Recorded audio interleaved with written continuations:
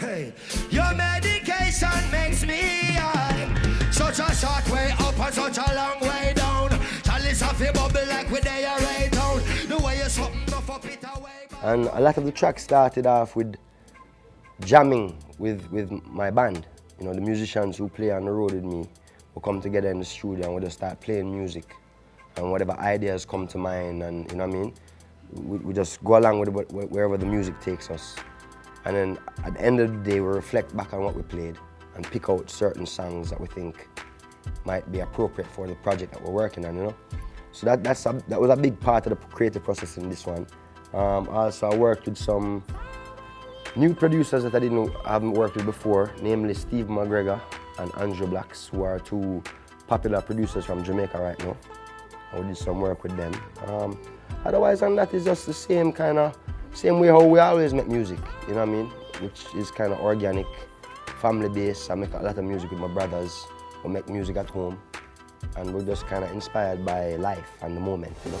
Moonwalking, time travel, new day, more truth unravel. Mars landing, space gravel, mankind still a fight and squabble. Kind of just happened organically. Time travel, the inspiration for that track was really based upon the Mayan calendar. I remember in 2012 when you know, it was predicted by the Mayan calendar that it would be like the ending of days. I started working on that song perhaps maybe January of that year, you know what I mean, with anticipation of the Mayan calendar.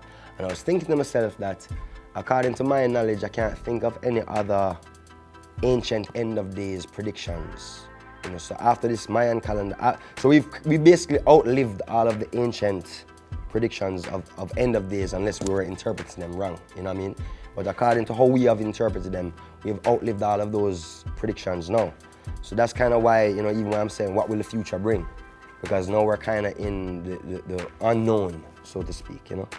If them work a lifetime, them can't gain no traction. Can't find no satisfaction. Election is just a distraction. Write it in a caption. Caution, warning to all. Well, I mean, what I was really speaking to is that, you know, leaders come and go and sufferation stays. The only thing changes is the faces and the names. But, I mean, generally, you know, it's not like the percentage of poor people is any way less than it was, or, you know what I'm saying? And that's kind of what we're talking about in terms of that statement, where it's like, you know, not much action, a lot of talk and not much action on behalf of leaders. And that's not just in Jamaica, that's quite, you know, quite pretty much a global. Youngster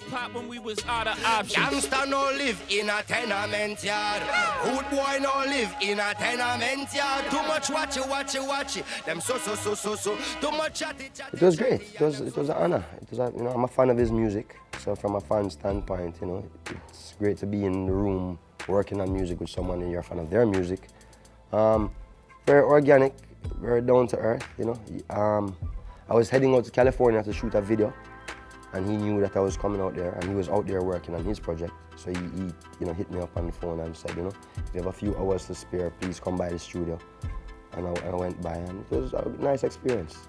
And then, of course, he came to Jamaica, which I got the opportunity to kind of spend some more time with him there and have some conversations and things. And they're, you know, cool. You know what I mean? We as musicians, we want our music to reach as many ears as possible. So if we're a part of popular music, that's great, you know.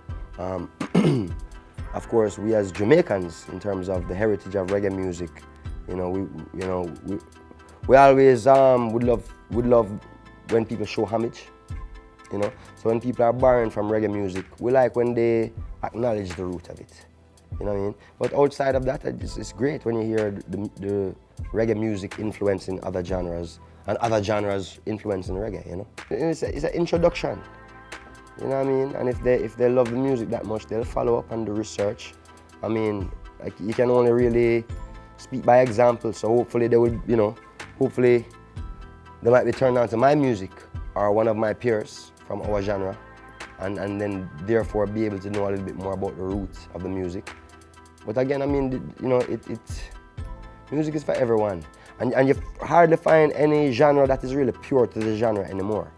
You know what I mean? In this age that we're living in now, with how social media is, the internet, you can be here now and know exactly what's going on in Jamaica you can also know exactly what's happening in Ethiopia or any place on the earth right now because of the internet and all of these things. So you find cultures are blending, genres are blending. In the next 10 years from now, you probably won't have any pure genre. Everything will be mixed up. You know what I mean? So it's not just reggae, this is a part of the new way of life, you know?